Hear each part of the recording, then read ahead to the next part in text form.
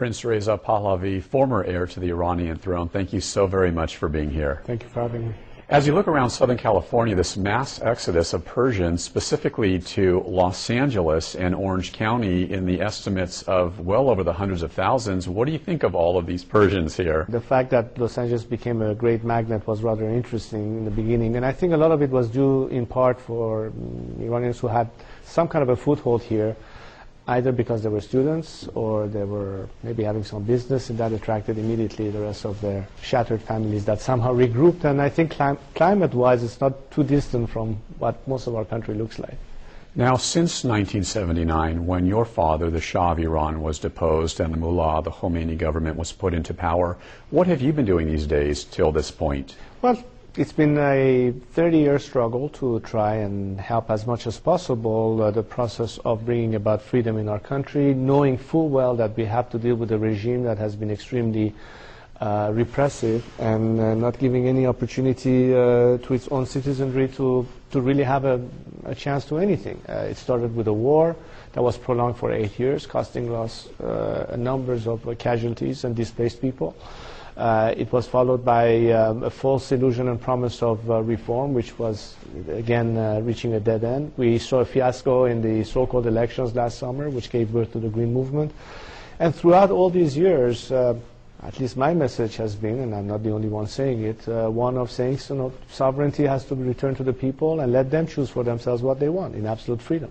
So speaking of that, and you referenced it, last year Mahmoud Ahmadinejad was reelected, and I use that term very loosely, back to power. Of course, millions of Iranians went to the streets opposing that, saying obviously it was tremendous fraud involved. Hundreds of thousands of Persians here in California took to the streets and across the country opposing that. Tragically, this woman, Neda, this woman we all know is sort of an international symbol of peace now, was shot by the Mullah police, thus bringing about this green movement, this peace movement, if you will. What can happen with that? Can change finally be made?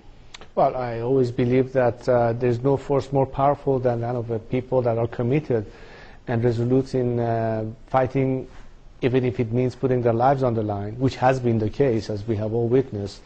This is something that I knew all along. Maybe most of the world did not see these images until last year. But this is something that is not news to the Iranian people, who from almost the get-go, including those who were part of the revolution and contributed to bringing this regime into power, they quickly became disillusioned shortly after it took power. And since then, it's been a fight on the same principles of seeking, equality, opportunity, and freedom. Now, I think the opportunity is quite real, for a number of reasons. The regime's mask has been revealed, its legitimacy is practically gone, either on the religious side or political side. And the new generation that you see today fighting so bravely in the streets have had tremendous amount of opportunities to reflect on the recent history of our country, where they want to be, what is the true meaning of freedom and opportunity or lack thereof, and the price for freedom that has to be paid in collective action. And I think this is a very valuable lesson, despite the tragedy that our country had to face. Then for that to happen, how does one remove a fundamentalist, radical, oppressive, Islamic, right-wing regime? How do you get those folks out of power? What will it take? Well, I'm an advocate of nonviolence and civil disobedience as the preferred method of defiance of a regime. And history has shown us that even the most brutal regimes and dictatorial regimes at the end crumble. What's important, however, is not whether or not we can succeed by means of civil disobedience. What's important is that most civil disobedient movements that we have witnessed in recent decades have not been successful without some kind of help from the international community. We have seen change in Eastern Europe, we've seen change in Latin America, we've seen some degree of change in Asia, and I think Iran is no exception to that norm. What I'm most concerned with, to tell you the truth, is that Iranians will pay the price for freedom, whether the world helps them or not. Many other Nedas will have to sacrifice themselves for us to get there.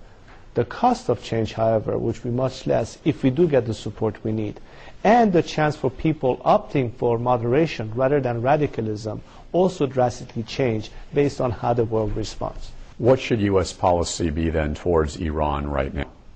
I think the missing element, to say it in a nutshell, has been that engagement has been limited to talking to the regime and its representatives only for 30 years. The Iranian people in their majority have been left out of the equation all these years. And all I have to say is that the time has come to also engage with the people of Iran, to talk to the legitimate representative of the democratic movement, both inside and outside. Yet, are there any legitimate representatives in the government in Iran? Well, seek and you shall find. The question is whether you want to look for it.